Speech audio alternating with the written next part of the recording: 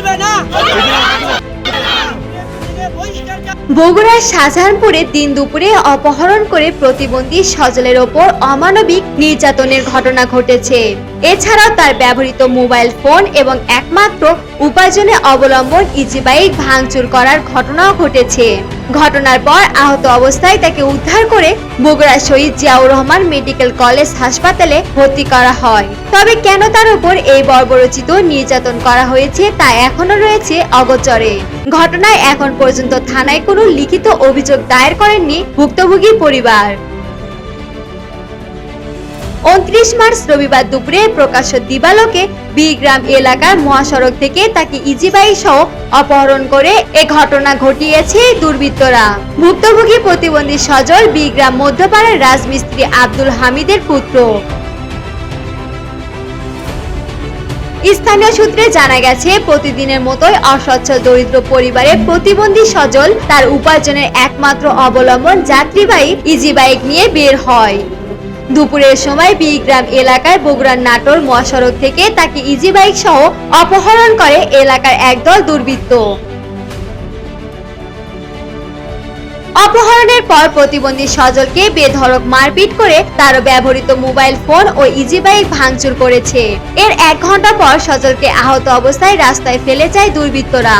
পরে তাকে গুরুতর আহত অবস্থায় উদ্ধার করে স্থানীয়দের সহায়তায় বগুড়া শহীদ জিয়াউর রহমান মেডিকেল কলেজ হাসপাতালে ভর্তি করা হয়। তবে কেন তার উপর এই বর্বরোচিত হামলার ঘটনায় এর কোনো সদুত্তর মেলেনি। যে গতকাল আমি শুনছি যে একটা আসলে প্রতিবন্ধী ছেলে আর কি কিডন্যাপ হয়েছে। তো পরবর্তীতে শুনলাম এর জন্য আমাদের বিএনপির সভাপতি হাবিবুর রহমান কাজল এবং তার ছেলে দায়ী। যদিও চেয়ারম্যান সাহেবও বলেছেন যে আসলে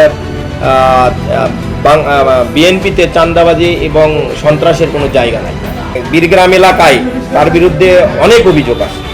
এদিকে অপহরণ করে এই বর্বরোচিত হামলার ঘটনায় স্থানীয় এলাকার সচেতন মহলে বইছে সমালোচনার ঝড়। এতে করে প্রশাসনের উদাসীনতা নিয়ে এলাকার জনমনে তীব্র ক্ষোভ বিরাজ করছে। তবে এমন লোমহর্ষক ঘটনার আসল রহস্য উদ্ঘাটন সহ ঘটনা জড়িত ব্যক্তিদের বিরুদ্ধে আইনগত ব্যবস্থা গ্রহণে প্রশাসনের সুদৃশ্য কামনা করেছেন সচেতন মহল।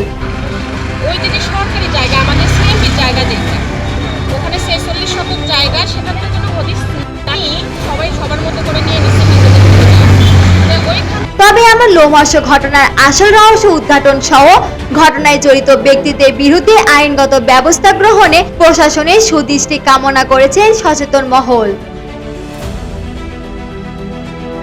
ঘটনার বিষয়ে জানতে চাইলে শাহজাহানপুর থানার ভারপ্রাপ্ত কর্মকর্তা আশিক ইকবাল বলেন, অপহরণের বিষয়ে কোনো অভিযোগ পাওয়া যায়নি। তবে অভিযোগ পেলে তদন্ত করে আইনগত ব্যবস্থা গ্রহণ করা হবে। রুমানা আমিন, চ্যানেল 10, বগুড়া।